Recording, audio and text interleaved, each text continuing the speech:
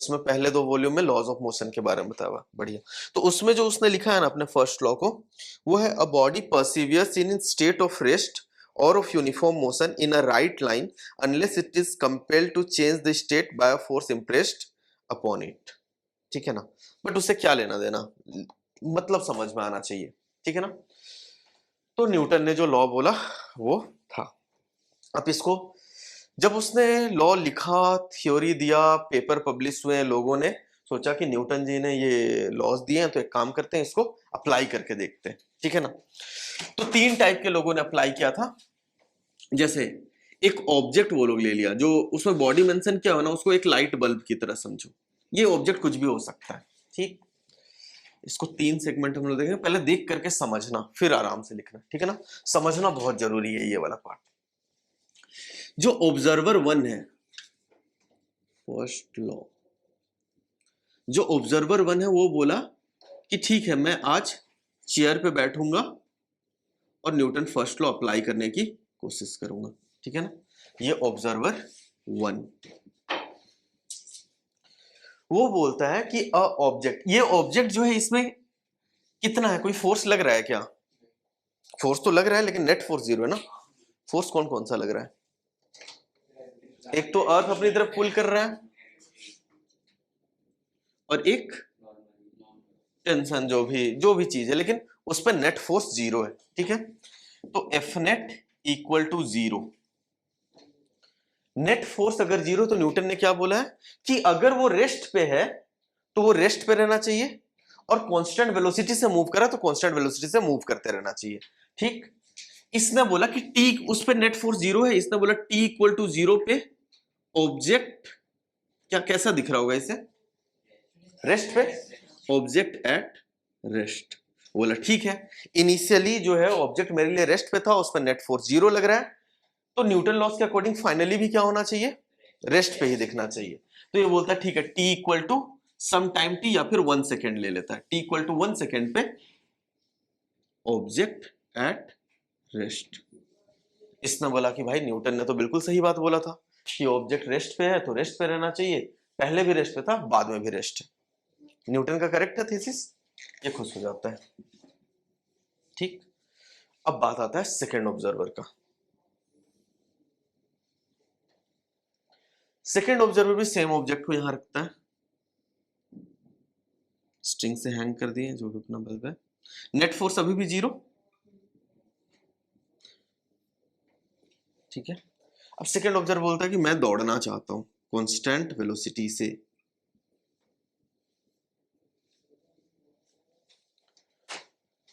ये बोलता है मैं 2 मीटर पर सेकंड से दौड़ूंगा, 2 मीटर पर सेकंड से दौड़ूंगा। तो t इक्वल टू 0 पे जब ये अपनी आंखों से बल्ब को देखेगा, ठीक कैसा दिखेगा, रुका हुआ दिखेगा या फिर चलता हुआ? अरे ये अपनी आंखों से देखेगा तो कैसा दिखेगा, तुम बस पे बैठे हुए हो, बस चल रही है और सामने दुकान को देखते हो या पेड़ को देखते हो, तो पेड़ रुका हुआ दिखता है या फिर पीछे चलता हुआ दिखता है? चलता हुआ दिखता है। तो ये 2 मीटर पर सेकंड से दौड़ रहा है, तो ये रुका हुआ दिखेगा या कैसा चलता हुआ दिखेगा? पीछे 2 मीटर से आता हुआ दिखेगा। ठीक है ना, तो इसने बोला t इक्वल टू 0 पे जब मैंने अपनी आंखों से देखा तो उसकी स्पीड पीछे के डायरेक्शन में 2 मीटर पर सेकंड पे थी। ठीक है ना, तो इसने न्यूटन लॉस को याद किया कि न्यूटन लॉ बोलता है कि अगर किसी ऑब्जेक्ट पे नेट फोर्स 0 है और t इक्वल टू 0 पे स्टार्टिंग में जितनी स्पीड से वो चल रहा है उतनी ही स्पीड से थ्रू आउट चलते हुए दिखना चाहिए। यही था, अ बॉडी एट रेस्ट और in motion continues to be in motion unless external force is applied to it. तो इसने बोला कि मुझे 2 मीटर पर सेकंड से दिख रहा था, मतलब उस पर नेट फोर्स 0 ना, तो 2 मीटर पर सेकंड से ही दिखते रहना चाहिए। ठीक, ये दौड़ते हुए 1 सेकंड में आगे तक पहुंच गया। अब भी इसकी स्पीड कितनी है, 2 मीटर पर सेकंड, क्योंकि कांस्टेंट स्पीड से दौड़ रहा है। अब t इक्वल टू 1 सेकंड का टाइम आया, अब इसने उसको फिर से देखा, कैसा दिखेगा? सेम टू सेम 2 मीटर पर सेकंड से पीछे की तरफ। तो इसे खुश होना चाहिए, दुखी होना चाहिए? खुश हो जाना चाहिए कि न्यूटन ने सही बोला था। ये है अपना ऑब्जर्वर 2। अब बात आती है एक थर्ड ऑब्जर्वर की। ऑब्जर्वर 3 जो है वो बोलता है कि मैं भी दौड़ूंगा पर मैं वेरिएबल वेलोसिटी से दौड़ूंगा, ले लेते हैं से एक्सेलरेटेड, ठीक है ना। ये पहले खड़ा था सिर्फ, ठीक, u इक्वल टू 0, बट अचानक से ये अपना एक्सेलरेशन स्टार्ट कर देता है, बोलता है मैं एक्सेलरेशन इक्वल टू 1 मीटर पर सेकेंड स्क्वायर से राइट साइड में एक्सेलरेट करना स्टार्ट करूंगा, लेकिन इस पॉइंट पे इसकी वेलोसिटी 0 है, ठीक है ना। जो अपना बल्ब था वो बल्ब पे एफ नेट अभी भी 0, क्योंकि नेट फोर्स 0 है, ठीक। t इक्वल टू 0 पे इसे बल्ब कैसा दिखेगा, ये खुद रुका हुआ है t इक्वल टू 0 पे, तो ये बल्ब को देखेगा, बल्ब भी रुका हुआ था, तो ये बोलेगा कि नहीं मेरे रिस्पेक्ट में बल्ब भी रुका हुआ है, ठीक। तो t equal to 0, rest, object at rest, ठीक। 1 सेकेंड के बाद ut plus half A T square, या 2 सेकेंड के बाद दे लो, इसकी स्पीड जो है तुम्हारी बढ़ करके अब 1 मीटर पर सेकेंड हो गई है। एक्सेलरेशन भी है अभी कुछ ना कुछ जो सेम 1 मीटर पर सेकेंड से, बट हाँ ये दौड़ते दौड़ते एक्सेलरेट करते करते अब इसकी स्पीड 1 मीटर पर सेकेंड हो गई है। t इक्वल टू कुछ टाइम t बीत चुका है, 2 सेकेंड ना, 2 सेकेंड होते 2 मीटर पर सेकेंड हो जाएगा, 2 मीटर पर सेकेंड ही ले लेते हैं, ठीक है ना। इसकी स्पीड 2 मीटर पर सेकेंड हो गई है, एक्सेलरेशन अभी भी 1 मीटर पर सेकेंड स्क्वायर है। अब ये बल्ब को फिर से देखता है, पहले एक मिनट, ये न्यूटन लॉ को याद करता है कि a body at rest continues to be at rest unless external force is applied to it. External force apply है क्या, नहीं। बॉडी रेस्ट पे दिख रही थी क्या, यस। लेकिन ये दौड़ते हुए जैसे आगे बढ़ा, अब ये उसको देखेगा तो न्यूटन लॉ बोलता है कि रेस्ट पे तो रेस्ट पे ही रहना चाहिए, बट इसे दिखेगा कैसा, ये पीछे की तरफ 2 मीटर पर सेकंड से जाता हुआ दिखेगा, तो इसे खुश होना चाहिए, दुखी, सैड, बोलेगा न्यूटन भैया क्या क्या बोलते रहते हैं, राइट। तो इसमें क्या गड़बड़ी है, क्या हुआ, इस आदमी के लिए न्यूटन लॉज अप्लाई करना अलाउड नहीं है क्या, वो तो खुद पे दिया ना, पर न्यूटन लॉज ने क्या, न्यूटन लॉ ने क्या बोला है, फिर से पढ़ो, उसमें कुछ भी मेंशन किया कि खुद पे ऑब्जर्वर खुद पे फोर्स लगा नहीं सकता, ऐसा कुछ मेंशन किया है क्या।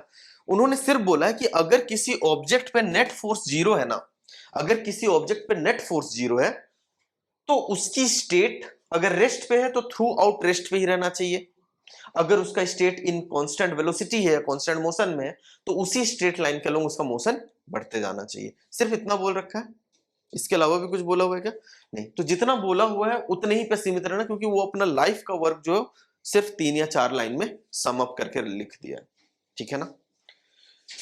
तो ये 1 और 2 के लिए, ऑब्जर्वर 1 और ऑब्जर्वर 2 के लिए मुझे दिख रहा है कि हाँ न्यूटन ने जो बोला बिल्कुल होल्ड कर रहा है, बट ऑब्जर्वर 3 के साथ ऐसा क्या गड़बड़ हो गया, इसके लिए तो होल्ड नहीं कर रहा, दिख रहा है ना, जैसा लिखा हुआ है उस हिसाब से मैंने अप्लाई किया कि अपनी आंखों से देखता है तो पहले रेस्ट पे दिखता है, ये अपनी आंखों से बाद में देखता है तो 2 मीटर पर सेकंड से चलता हुआ दिख रहा है, ओके। लेकिन फोर्स भी नहीं लग रहा था, तो न्यूटन लॉ ने तो बोल रखा था कि अगर फोर्स नहीं लगता तो रेस्ट पे दिखेगा, तो रेस्ट पे ही दिखना चाहिए, और मोशन पे है तो मोशन पे ही दिखना चाहिए, ठीक। होल्ड नहीं किया, और एक्चुअल में ऐसा होता है एक्सेलरेटेड फ्रेम में न्यूटन जो फर्स्ट लॉ, ये फर्स्ट लॉ पढ़ रहे हैं ना अभी, फर्स्ट लॉ को वेरीफाई कर रहे हैं, तो इस फ्रेम में या ऑब्जर्वर 3 के लिए न्यूटन फर्स्ट लॉ होल्ड नहीं करता, ठीक है ना। तो ध्यान क्या देना है कि वैसे फ्रेम्स, ये एक फ्रेम है रुका हुआ फ्रेम, ये एक फ्रेम है कांस्टेंट वेलोसिटी वाला फ्रेम, ठीक है ना। वैसे फ्रेम्स जहां न्यूटन फर्स्ट लॉ होल्ड करते हैं, those frames are called inertial frame,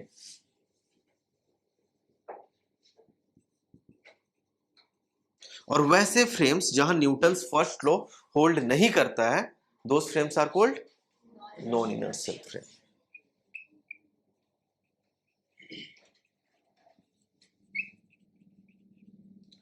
तो इनर्शियल नॉन इनर्शियल का मतलब समझ में आया, इसीलिए न्यूटन फर्स्ट लॉ को ना लॉ ऑफ इनर्शिया भी कहते हैं, ठीक।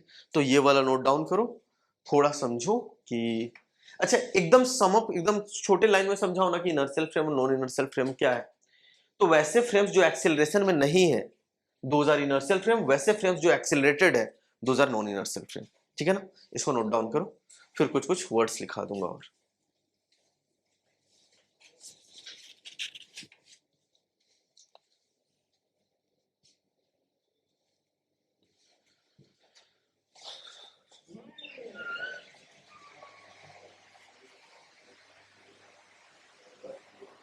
बाबू कोई बेंच लगा दो उसमें, बाहर कोई है क्या?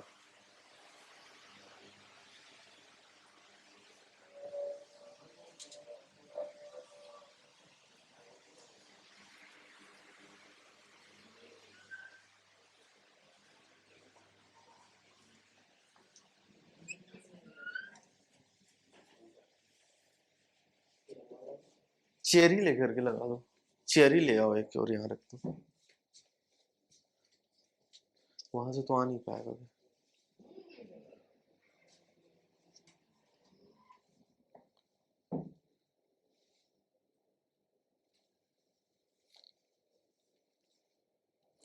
पूरा आर्टिस्ट बने हुए हैं, इतना ध्यान से ड्राइंग नहीं बनाना होता है, बस एक बना दो कि आदमी बैठा हुआ है।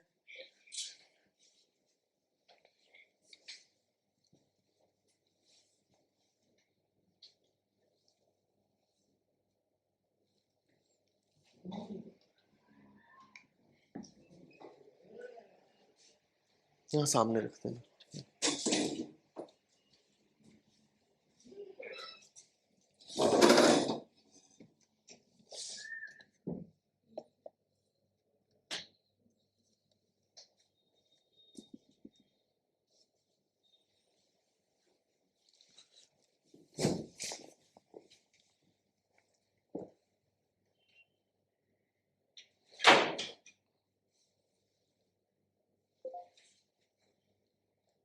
9 में बताया गया था क्या कि फर्स्ट लॉ किसी फ्रेम में या हर जगह पे वैलिड नहीं है?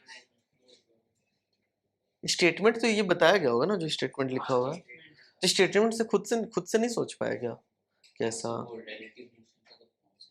रिलेटिव नहीं बताया गया था उस टाइम? चलो कोई बात नहीं। तो फर्स्ट लॉ सिर्फ इनर्शियल फ्रेम में वैलिड है और नॉन इनर्शियल फ्रेम में होल्ड नहीं करता। नॉन इनर्शियल फ्रेम का एकदम short and sweet, acceleration not equal to 0। अगर कोई भी फ्रेम तुम्हें एक्सेलरेटेड दिख रहा है that is non inertial frame by default.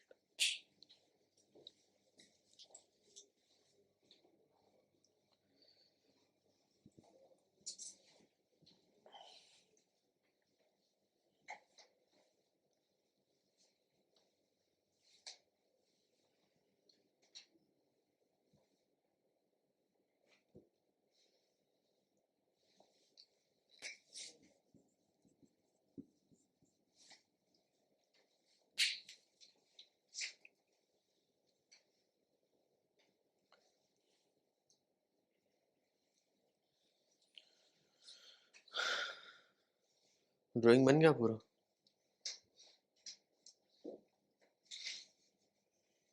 Observer 2 को भी चेयर में बिठा दिया था ना।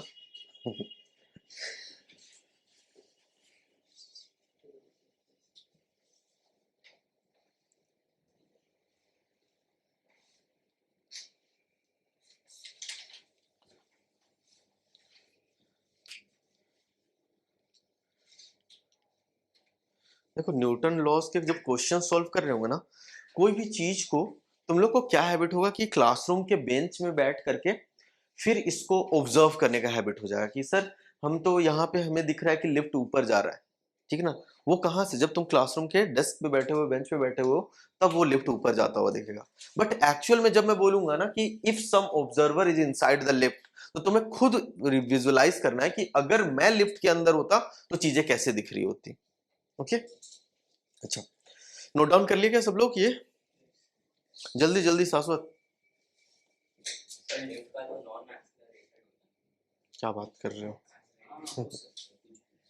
अरे एक्चुअली में जो फिजिक्स में हम लोग लिफ्ट अगर लेंगे जानबूझ करके, तो वो एक्सेलरेट, जीरो रुका हुआ रहता है, रुक करके स्पीड गेन कर रहा होता है, तो बिना एक्सेलरेट किए हुए स्पीड कैसे गेन करेगा लिफ्ट?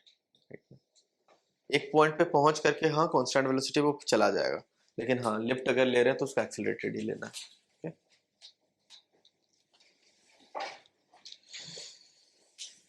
जल्दी जल्दी, तुम्हारा ही ड्राइंग। केस 2 के लिए हम लोग लाइफ में अभी as a life example satellites in space में सकते हैं। सैटेलाइट स्पेस जो है सर्कल में घूम रहा है और circular motion is accelerated motion, ठीक है ना। कांस्टेंट वेलोसिटी होना चाहिए, कांस्टेंट वेलोसिटी, एक्सेलरेशन जीरो, ठीक।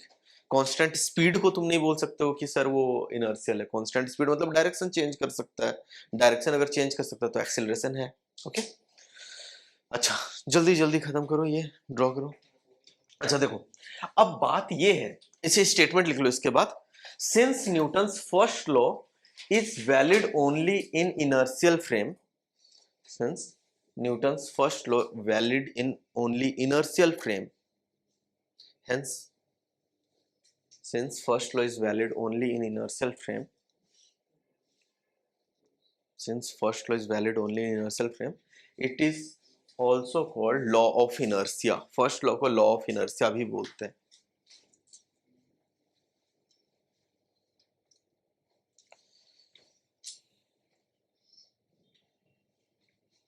ठीक है, तो बात ये है कि इनर्शियल फ्रेम एकदम शॉर्ट एंड स्वीट के टर्म्स में जाने तो एक्सेलरेशन जीरो मतलब inertial frame, acceleration not equal to zero मतलब नॉन इनर्शियल फ्रेम।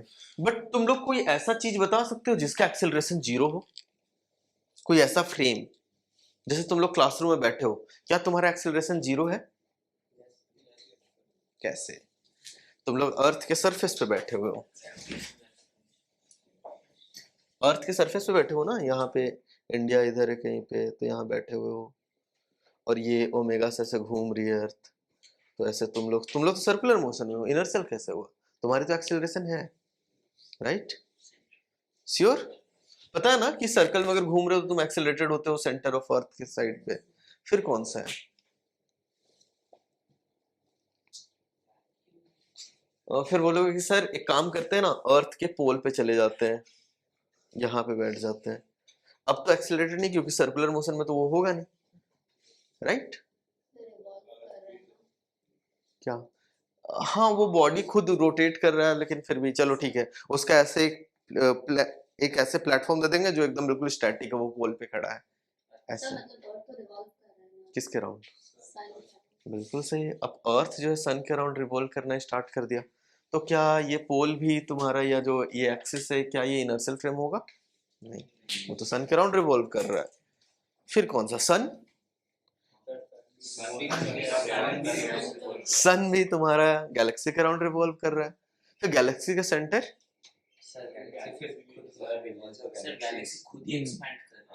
नहीं, गैलेक्सी का सेंटर बोल दिया, सेंटर के आउट ही एक्सपैंड कर रहा होगा ना। बट गैलेक्सी भी तो एक सुपर गैलेक्सी का पार्ट हो सकता है, क्लस्टर का पार्ट है, वो क्लस्टर के अराउंड घूम रहा है। फिर क्या कर सकते हैं? फिर क्या कोई इनर्शियल फ्रेम एग्जिस्ट ही नहीं करता है क्या? समझ में आ रहा है जो मैं बोल रहा हूँ? Is there no inertial frame? No, absolute होना चाहिए, absolute acceleration equal to zero. Strictly speaking ना, एकदम स्ट्रिक्टली स्पीकिंग बोला जाए तो इस यूनिवर्स में कोई सा भी ऐसा फ्रेम नहीं है जो इनर्शियल है, ठीक है ना। हर फ्रेम एक्सेलरेट कर रहा है, राइट ना। लेकिन लोगों ने बोला कि यार कोई तो कन्वीनियंस के लिए, कहीं न्यूटन लॉज लगाने के लिए कुछ तो हमें इनर्शियल फ्रेम मानना पड़ेगा ना। तो साइंटिस्ट ने बोला कि जो क्लासिकल फिजिक्स में हम लोग क्या है कि रूम पे रखा हुआ एक ऑब्जेक्ट है, उस पर फोर्स लगा रहे हैं, फिर उसको एक्सेलरेट कर रहे हैं, उसका इनर्शिया इनर्शिया देख रहे हैं। तो लोगों ने बोला कि जब अर्थ के अंदर कोई छोटे वाले पार्टिकल में, छोटे छोटे, जहां पे न्यूटन लॉज लगा रहे हो, वहां पे अर्थ के सरफेस को या ग्राउंड फ्रेम को इनर्शियल फ्रेम मान लो, ठीक। स्ट्रिक्टली स्पीकिंग इस यूनिवर्स में कोई सा भी ऐसा पॉइंट नहीं है जो इनर्शियल फ्रेम है, या ऐसा फ्रेम नहीं है जो इनर्शियल है, सब नॉन इनर्शियल फ्रेम। लेकिन for the sake of calculation, की ज्यादा कॉम्प्लिकेट नहीं करते हैं, अर्थ का रोटेशन का कितना ही फर्क पड़ जाएगा, राइट। अर्थ का रोटेशन कितना ही फर्क पड़ जाएगा अगर तुम सिर्फ इस रूम में एक ऑब्जेक्ट को रख दियो, उसमें फोर्स लगा रहे हो या उसका मोशन को ऑब्जर्व कर रहे हो, राइट। तो लोगों ने बोला कि अर्थ के सरफेस को इनर्शियल फ्रेम मान लो for the calculation on earth में, जब छोटे मोटे कैलकुलेशन के लिए, ठीक है ना। तो लिखो कि देयर इज एब्सोल्यूट, चलो खुद से नहीं लिखते हो, जो मैं बोल रहा हूँ उसको सुनते रहते हो कि हाँ सर बहुत अच्छा बोल रहे हैं, ऐसा नहीं होता है। जो काम का चीज लगे उसको लिखते जाओ, पेन चलते रहना चाहिए, अनलेस मैं बोलूं कि अब पेन रोक देना है, ठीक है ना। क्या लिखना है? Strictly there is no inertial frame in this universe, पूरी यूनिवर्स में कोई सा भी इनर्शियल फ्रेम नहीं है।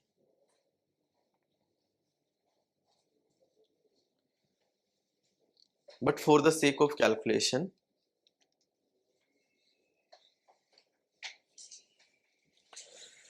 For the sake of calculation earth के सरफेस को या ग्राउंड फ्रेम को इनर्शियल मान लिया जाता है।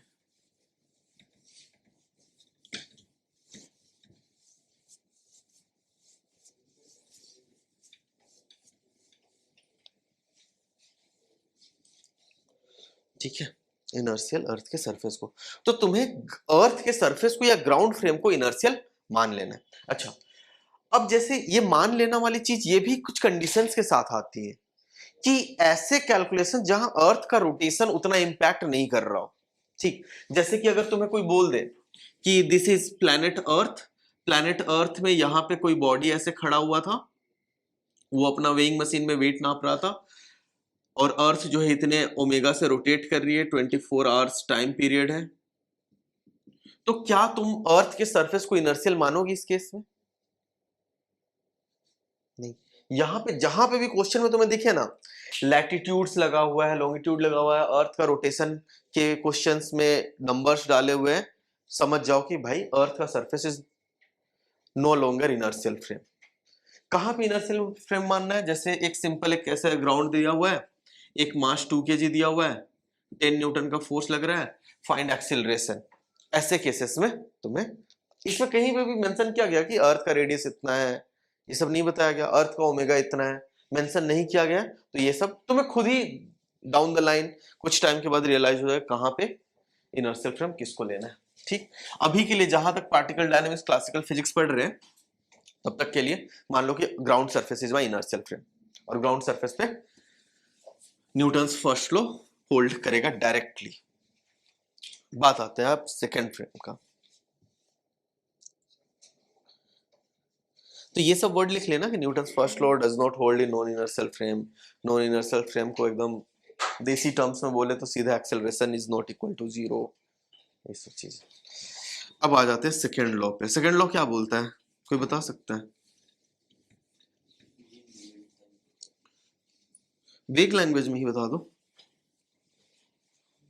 Force applied is responsible for change in momentum of the body. यहां पे बात आती है कॉज एंड इफेक्ट का। कॉजैलिटी तुम लोग एक्सप्लेन किया था मैं, कॉजैलिटी नहीं बताया था। ठीक है, कॉजैलिटी लिखो। कॉजैलिटी मतलब समझो, एक स्टोरी सुनाता हूँ। कॉजैलिटी, कैजुअलिटी अलग चीज है, कॉजैलिटी अलग चीज है। कॉज एंड इफेक्ट की बात करते हैं, ठीक है ना। F इक्वल टू एम ऐसे ही बताया गया होगा ना अब तक, F equal to mass into acceleration. अच्छा, अगर इसको मैं लिखूं mass equal to force by acceleration, या फिर लिखूं acceleration equal to force by mass, क्या ये तीनों सेम चीज है? मैथ्स में तो सेम ही चीज है, राइट। पहले कॉजैलिटी समझते हैं, इसकी स्पेलिंग क्या है यार? कॉज,